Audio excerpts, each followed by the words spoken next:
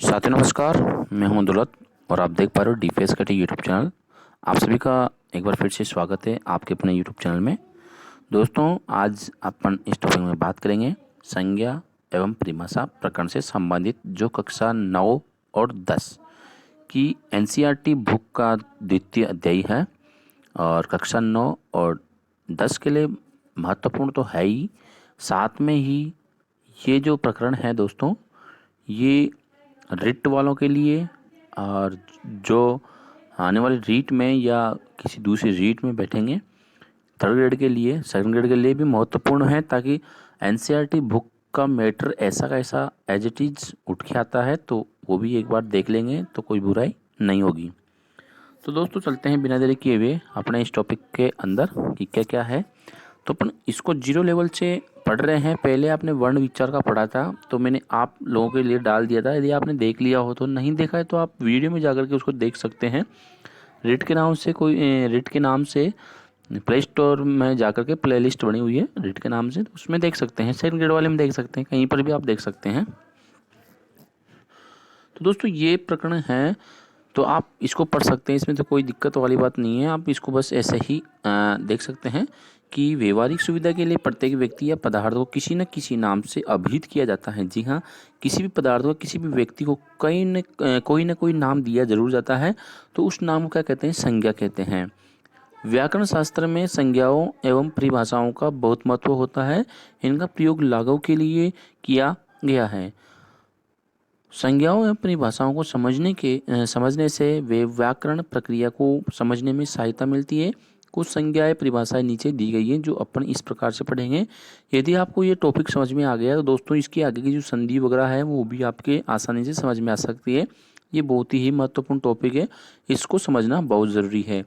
जैसा कि आप देख पा रहे हैं, आगम आगम क्या होता है दोस्तों? एक आना, एक होता है आदेश। आगम और आदेश में बहुत सारे साथी हैं, कन्फ्यूजन हो जाते हैं कि आगम और आदेश वगैरह क्या क्या है। दोस्तों, सीधी सिंपल सी भाषा में मैं बात करना चाहता हूँ कि आगम क्या होता है। आगम ऐसा होता है यानी कि दो साथी बैठे हुए हैं, और आगम यानी कि एक साथी अपने बीच में आकर के आराम से बैठ जाना, किसी को कुछ तकलीफ नहीं होना। आराम से दो साथियों के बीच में एक साथी आकर के आराम से बैठ जाना, ये तो होता है आगम। मित्रवत व्यवहार के आधार पर। और यदि कोई साथी जो है आगम आता है, दो मित्र बैठे हुए हैं और इनमें से एक मित्र को भगा करके, इस मित्र को भगा करके दूसरा मित्र आकर के जबरदस्ती बैठ जाना, उसे कहते हैं आदेश। यानी कि जबरदस्ती आना, जबरदस्ती बैठना, उसे यानी कि शत्रुवत के व्यवहार पर, यानी कि कोई आता है, इसको भगाता है, दूसरा आकर के उस जगह पर बैठ जाता है।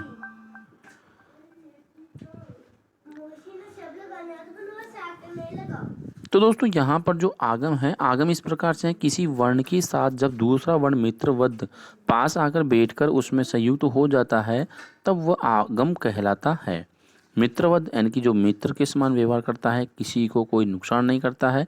जैसे वृक्ष प्लस छाया है, तो यहाँ पर देख लीजिएगा, वृक्ष प्लस च, जो ये च दिखाई दे रहा है, इसका आगम हुआ है, इसने किसी की छेड़खानी नहीं की है।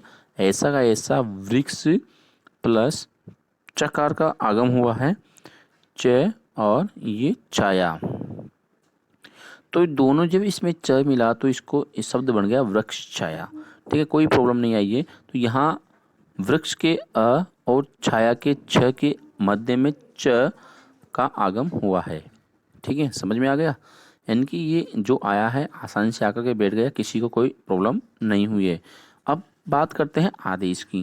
तो यहाँ पर जो दोस्तों आदेश से मैंने समझा दिया है कि ज़बरदस्ती आकर के बैठ जाना, शत्रुवत व्यवहार करना, शत्रु के समान। किसी वर्ण को हटाकर जब कोई दूसरा वर्ण उसके स्थान पर शत्रु की भांति आ जाता है, मैंने कहा कि ऐसे इसको हटा करके दूसरा जाना ज़बरदस्ती, तो उसे कहेंगे आदेश। ठीक है, तो आदेश कहलाता है शत्रुवत। जैसे कि यदि प्लस अपि, अब यहाँ पर आप देख पा रहे हैं यदि प्लस अपि में यदि और प्लस अपि। ठीक है, अब यहाँ पर यदि के अंदर जो है ई है, ई। अब ई के अंदर क्या होता है, इस ए को हटा करके ई के स्थान पर किसका आदेश हो जाता है? य का आदेश हो जाता है, यकार का। तो ये शब्द क्या बन जाता है? ये बन जाता है दोस्तों यद्यपि। क्या बन जाता है? यद्यपि। यानी कि इसको ऐसे लिख सकते हैं अपन यद्यपि, ठीक है, ये बन गया यद्यपि। तो अब यहाँ पर ई को जो है ई को भगा दिया गया है, तो ज़बरदस्ती आकर के बैठ गया है। तो इस प्रकार से इसको कहा गया है आदेश। जैसे कि यद्यपि यहाँ ई के स्थान पर ए आदेश हुआ है, ये आदेश पूर्व वर्ण के स्थान पर अथवा पर वर्ण के स्थान पर हो सकता है, यानी कि किसी भी के भी स्थान हो सकता है। ऐसा जरूरी नहीं है कि पूर्व के स्थान पर ही हो, बाद वाले के स्थान पर भी हो सकता है। प्लस वाले को पूर्व बोलेंगे, ये पूर्व होगा, और ये पर होगा, यानी कि जो बाद वाला वर्ण है उसको पर बोलेंगे, पहले वाले को पूर्व वर्ण बोलेंगे। तो इस प्रकार से दोनों के स्थान में हो सकता है, और दीर्घ आदि रूप में एकादेश हो जाता है, ठीक है, दीर्घ आदि के रूप में एकादेश ये हो जाता है। तो इस प्रकार से अपन कह सकते हैं कि कहीं पर भी वो हो सकता है। तो ये हो गया आदेश। दोस्तों यदि समझ में आ रहा है तो आप कमेंट कर सकते हैं, नहीं आ रहा तब भी आप कमेंट कर सकते हैं कि आपको कितना समझ में आ रहा है, कितना नहीं आ रहा है। दोस्तों बात करते हैं उपदा। उपदा क्या होती है? जैसे कोई भी वर्ण है, मान लीजिएगा जब अपन आगे पढ़ेंगे तो वहाँ उपदा, आदेश, आगम ऐसा कुछ बोलेंगे, तो आप इनको केवल ये बेसिक हैं, इसको समझना ज़रूरी है। जैसे कि अपन कोई शब्द लेते हैं मनीषा, ठीक है, मनीषा जब अपन संधि विच्छेद करेंगे तो यहाँ पर क्या होता है, म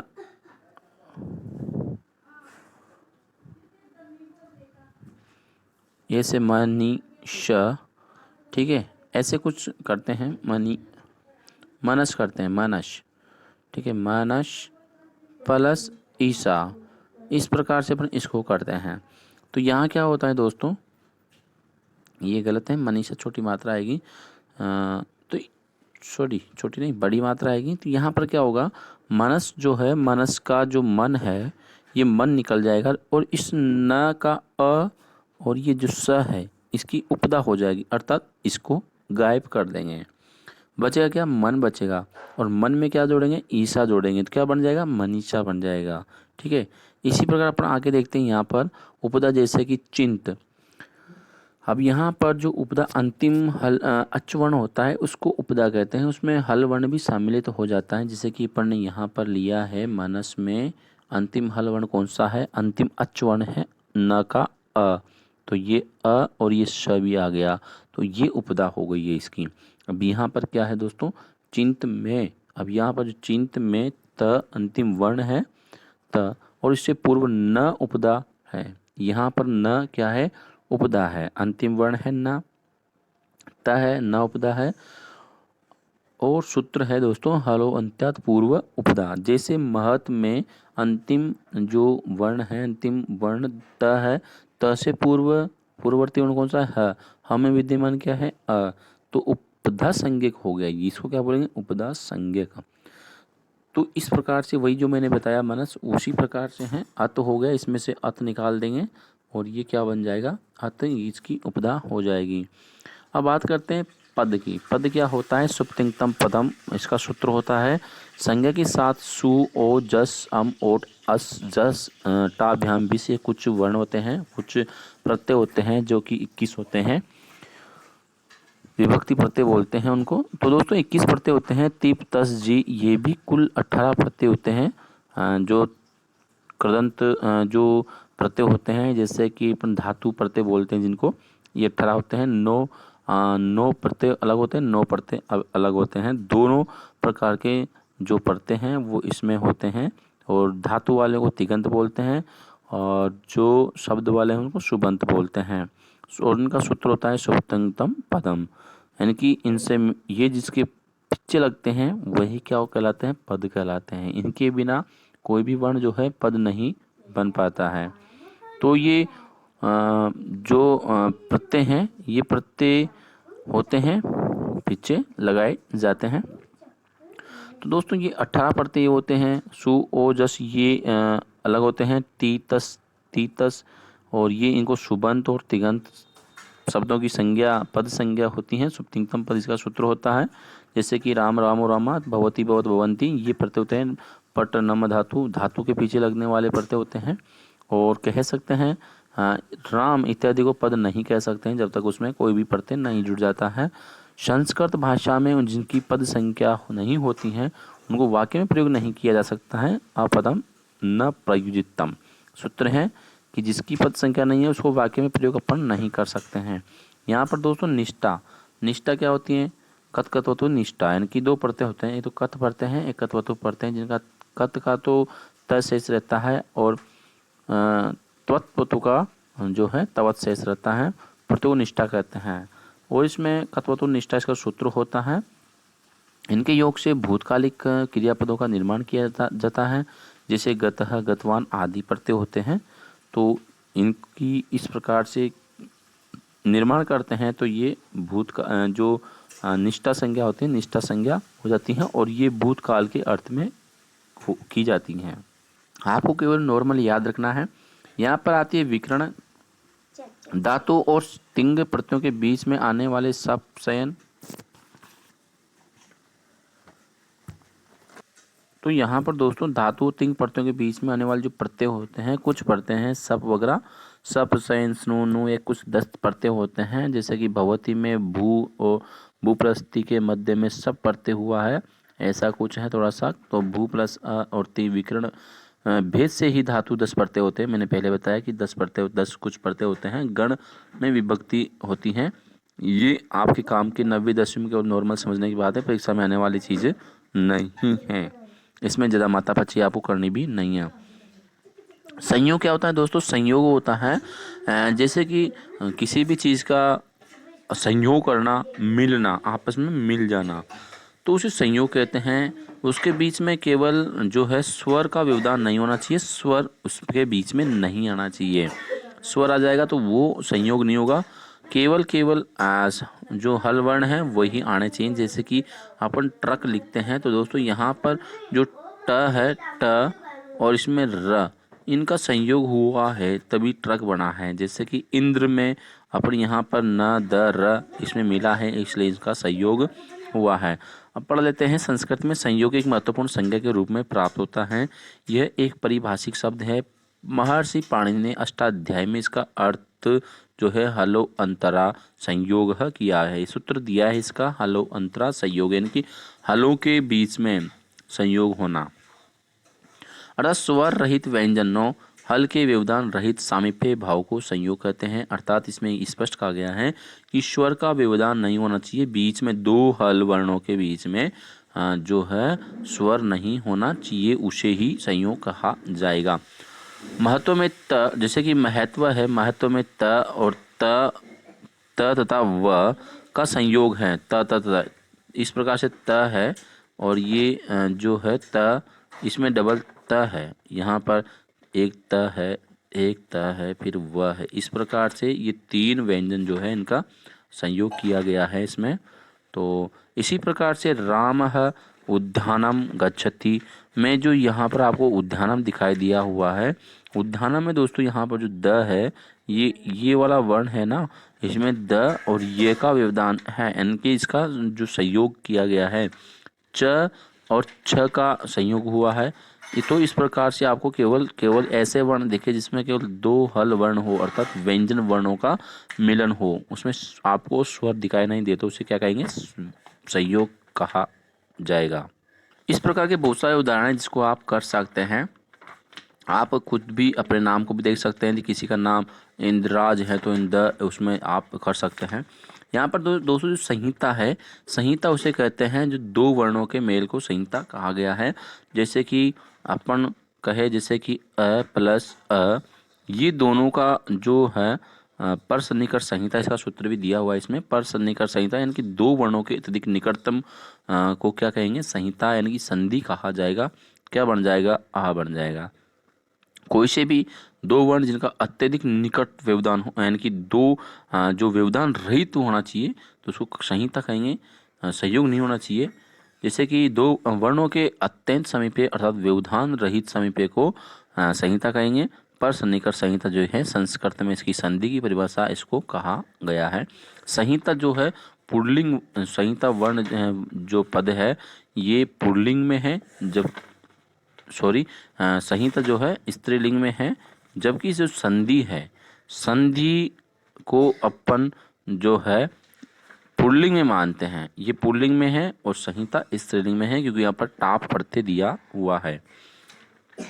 वर्णों की संहिता की स्थिति में ही संधि कार्य होते हैं, जैसे वाक प्लस ईश। दोस्तों यहाँ पर जो क है, क प्लस ई, अब इन दोनों में एक जो है हल वर्ण है और एक स्वर है, तो अत्यंत समीपता है।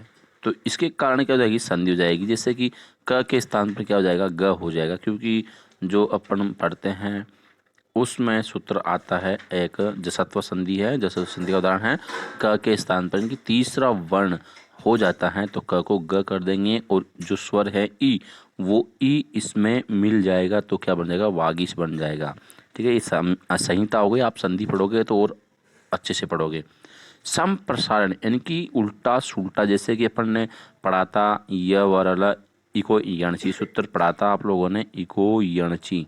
ठीक है, इको यणची पढ़ा था, यानी कि इक के स्थान पर क्या हो जाएगा, यण आदेश हो जाएगा, यानी कि जबरदस्ती आके बैठ जाना और यण आदेश हो जाएगा। जैसे कि इक, ई, उ, री और री, ये वर्ण है। उनमें ई के स्थान पर ए, उ के स्थान पर व और री के स्थान पर र, री के स्थान पर ल हो जाएगा। संप्रसारण का मतलब यहाँ पर यह है कि इसका उल्टा हो जाएगा। ए के स्थान पर ई, उ के स्थान पर व के स्थान पर उ, र के स्थान पर री, ल के स्थान पर री। तो इसका एक तरह से उल्टा यहाँ पर दिया हुआ यण। यण के स्थान पर इक, अपने वहाँ पढ़ा था इक के स्थान पर यण, तो वह उल्टा हो जाएगा। ठीक है दोस्तों, तो ये छोटी सी बात है, इसमें समझने वाली बात है, बात ज़्यादा कुछ ऐसा नहीं है। दोस्तों यहाँ पर अभ्यास कार्य जो है आ गया है। आप अब अभ्यास कार्य इसमें करेंगे। वीडियो को स्टॉप करके जो आपको समझ में नहीं आता है उसके लिए कमेंट ज़रूर करेंगे। और कक्षा 9वीं 10वीं के लिए इम्पोर्टेंट है, इसके साथ साथ रिट वालों के लिए बहुत ही इम्पोर्टेंट है। तो दोस्तों ये उदाहरण है, आपको ये हल करने हैं। आप चाह तो इस वीडियो को स्टॉप करके लिख सकते हैं। तो दोस्तों उम्मीद करता हूँ कि आप लोगों को वीडियो अच्छा लगा होगा। यदि वीडियो अच्छा लगा है तो वीडियो को लाइक करें, शेयर करें, और यदि आप हमारे चैनल में नए हो तो प्लीज़ चैनल को सब्सक्राइब करना बिल्कुल भी मत भूलिएगा और बेल आइकन को प्रेस ज़रूर कीजिएगा। तो दोस्तों आज के लिए इतना ही, फिर मिलते हैं नेक्स्ट वीडियो में कुछ नया लेकर के। तब तक के लिए नमस्कार, जय हिंद, जय भारत। बने रहे DPS यूट्यूब चैनल के साथ में।